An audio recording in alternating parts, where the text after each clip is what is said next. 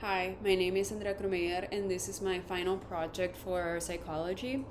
Um, Mainly, I understood this project as us taking any topic from the wide range of the chaos that 2020 was.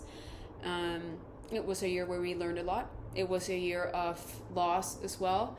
It was a year where psychologically there were a lot of factors that I think were very both interesting and in a way slightly concerning sometimes to consider. A lot of good things might have come out, but then also I think that we learned, in any case, some of the bigger negatives of humans and especially their psychological behaviors and predispositions. Um, so, my aim with this final project, it might seem like it's a study, but it's not. I have developed some ideas on the controversies that took place during 2020. Controversies like anti maskers, anti vaxxers, um, like the Black Lives Matter movement, and for that end, the Blue Lives Matter movement, the systemic racism or racist bias, and a lot of components within the fault of the education system, not only in America, because I'm not an American student, I'm an international student, but even in our systematic education here, there were a lot of faults. And we learned that there were a lot of controversies and ethical arguments that I think had their strong psychological component when dealing with people in hospitals. If you're going to unplug a patient, that's either, the decision between do I unplug a patient that's young or do I unplug a patient that's older, that are both in the same condition with the same likelihood to live or die. And I think a lot of people had that experience in 2020, and we learned, like I said, both the faults and the pros of humanity. So my aim was to ask people about their experience in 2020. This isn't about putting forth an opinion about society or about politics. This is more so to psychologically understand how all the conspiracy theories and all the controversial opinions came forward as, let's say, the chaos unraveled during that year. So, like I said, there were a lot of controversial takes, and I think that it helped us learn substantially about how we as humans can progress, and it also showed how us humans are indeed very vulnerable to the collective opinion. One of the last concepts that we studied in psychology that was one of the ones that caught my attention the most was the idea of pluralistic ignorance, and how we might tend to think that either what we think is the majority opinion is actually not, or how we think that the minority opinion is a majority opinion, and it's just indeed not the truth, and we can think that it is rather conversely to the other. So I think I studied this factor because I had my ideas and we all had our ideas, but we, through social media, through our friends and families, a lot of us got to know them through a different scope. Because personally, and I think a lot of people found this too, that a lot of our family members might have thought quite differently in some situations that we thought was quite frivolous to think that way. And we had to deal with it because at the end they were like our circle, and we learned a lot about them through that year and through the chaos that unraveled.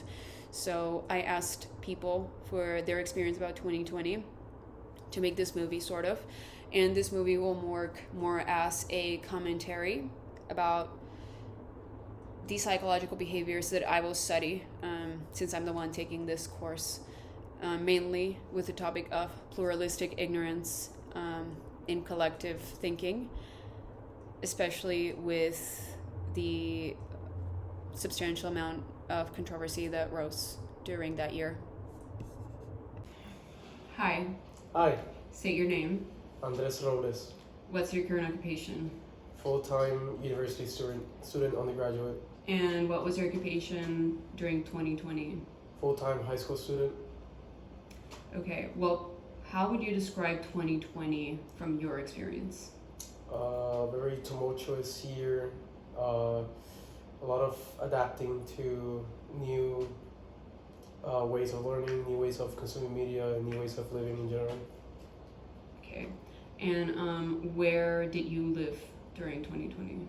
Hinesville, Georgia. Okay. So what was the biggest conspiracy or controversy during 2020 that impacted you the most? I would say the Black Lives Matter and the overall racism movement that happened mid 2020. Where did you find out about this? Mostly through mainstream news outlets, and of course, more details were found out throughout social media. And what do you think the general public response was to it from your perspective? General public response, from my perspective, was widespread protest, widespread criticism throughout every single platform in social media, and a lot of controversy over that topic. And when you say criticism, do you mean criticism against or criticism supporting Black Lives Matter? Criticism supporting Black Lives Matter mostly. Of course, there's always going to be the other side of the coin, but mostly supporting Black Lives Matter from my point of view. And do you think most people, even outside of social media, would agree? Maybe people on social media tend to give not so objective opinion given they have anonymity, but I think for the most part people would agree either behind the screen or in person that they will give the support towards the Black Lives Matter movement. Okay. Thank you. You're welcome. What's your name? I'm Alejandra Cremier. And what's your occupation right now? I'm a student. What was your occupation in 2020? I was a student. How would you describe 2020? Boring. Okay. So out of all the controversial takes that came up in 2020, which one was the most impactful for you? Anti-masks people. Okay, where did you see this controversy for the first time? How do you find out about it? People in social media. Going out. Why was it impactful for you?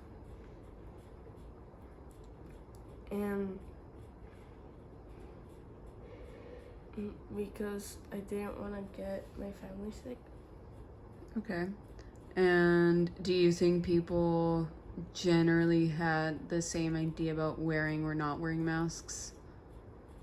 Like, say, more people would agree that you should wear a mask? Yes. Okay. Okay. So, hi. What's your name? My name is Jolina Aker. And what is your current occupation? Student, And what was your occupation in 2020? also a student, but of a lower caliber. Okay. And if you could describe like your experience during 2020, what would it be? I would say that 2020 for me was a time of a lot of like self-exploration, looking at new habits I could do, but then it was also a bit isolating. So a lot of self-time, isolating probably being the biggest word there. Okay. So obviously 2020 was a very eventful year and a lot of controversies surged. So out of all of these, which was the one that impacted you the most? The most impactful controversy for me was probably the one that stemmed out of like ignorant racism, that just all Asian people, especially Chinese people, are just somehow biologically equipped with the virus, even though it wasn't like genetic. So I'd say that like controversy and like, or just opinion towards like a race was probably the most impactful for me.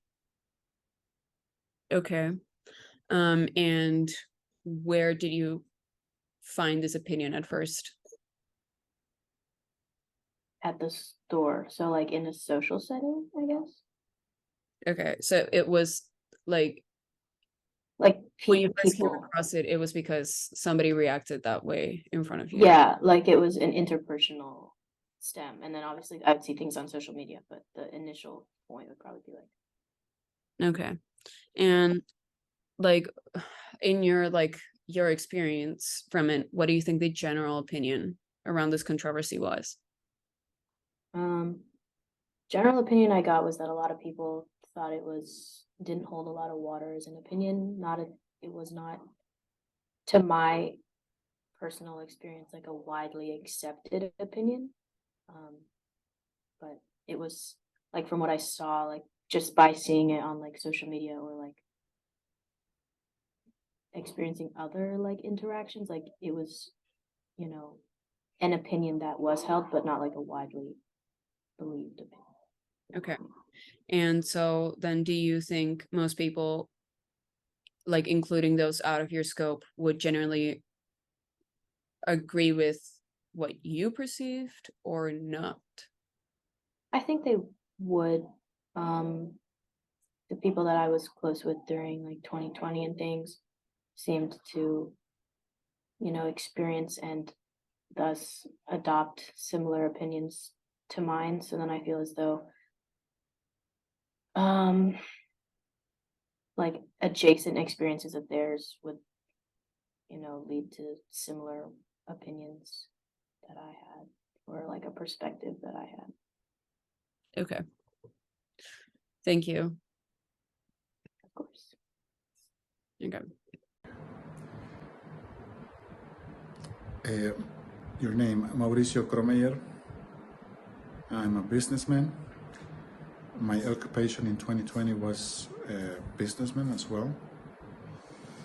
Describe your experience in 2020. It was surreal, especially the lockdown. Out of all the controversial takes in 2020, which was the most impactful for you? To watch people really believe that the COVID thing was like a master plan to control people and to chip them through vaccines. What did you find out about this? Social media. The general opinion on this controversy was, well, it was very antagonizing because we had the people was really helping or going along with the requirements of the government of using the mask and being in lockdown and everything else. And there was this very large group of people protesting that they didn't, this was a plan like to control them, and that was like a very antagonizing points of view. Hello, my name is Marina Godinez. My current occupation is a sophomore student in college, and my occupation back in 2020 was a high school junior. So my experience during 2020 involved a lot of reflection and self-awareness in terms of my mental health and relationship with others. The controversial event that occurred in 2020 that definitely impacted me was all the conversations that were going on about the COVID-19 vaccines. I mainly found out about this through social media like TikTok or Instagram or even Twitter, and also through conversations that I was having with my closest friends and family. So the general opinion, I believe, was very, very divided because it ended up being very political. So one party believed one thing, the other party believed another thing. So I feel like it was very divided, but in terms of my inner circle, I believe the general opinion was that the COVID-19 vaccines were just very necessary and worked. So I would like to believe that most people believed the same thing that I did, that the COVID-19 vaccines were necessary. But I do acknowledge that there were a lot of people that did not agree with me. My name is Isabella Bolaños, and I am currently a student And back in 2020, I was also a student in high school. My 2020 experience was filled with life-changing and crucial things that happened in my family while being inside of a house for months. A controversial take that was more impactful to me during 2020, I think, was All Lives Matter, the response of Black Lives Matter that some people started doing. And it was very devastating to me to see how people could disregard other people's movement towards racism and police brutality against POC with such a selfish movement like All Lives Matter, in terms of how some people could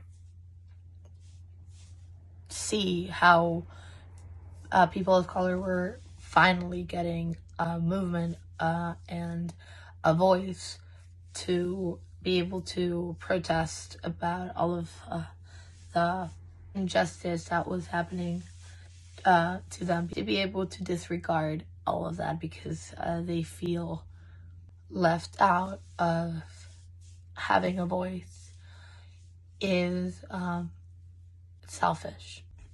I found about this movement very early on in the movement because people around me started posting it on social media.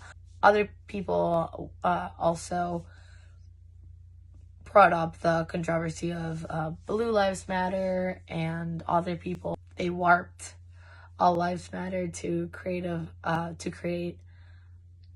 a chance for pro-life, the pro-life movement to be heard. The general opinion on All Lives Matter was that it was very selfish and that it was something that didn't require any thought right now. Nevertheless, there were still a lot of people supporting it. It depends immensely whether someone would side with my view or side with All Lives Matter, because it depends on where you were raised and what values you were raised on. If I had to answer my own questions, I would definitely say that my biggest, the controversial take that had the biggest impact on me was anti-maskers.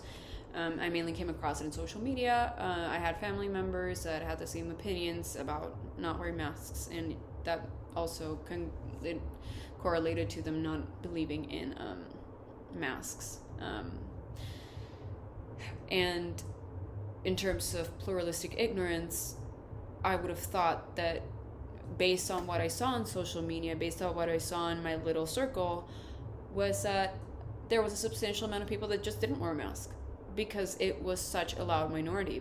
However, a lot of studies, and the one I'm going to quote is one from University of Southern California, is that the majority of people did wear masks, measuring up to around 80% by August. However, obviously, because I was literally cooped on with my little circle on social media, and within my little circle, in my family and my friends, I was very limited to the statistics of it all. And even statistics during 2020 were a little bit, I want to say unreliable, but they were just, in my head, they were easy to disprove, simply because of my own bias. So, which literally proves the idea of pluralistic ignorance and how we tend to perhaps have the wrong idea about what is a majority opinion, because the minority might be so loud, especially with how we proliferate knowledge in social media. So I think that alongside with pluralistic ignorance, another thing that correlated a lot to 2020 was how it affected our long-term memory, because it was such a distinct year. For me, it was junior year of high school.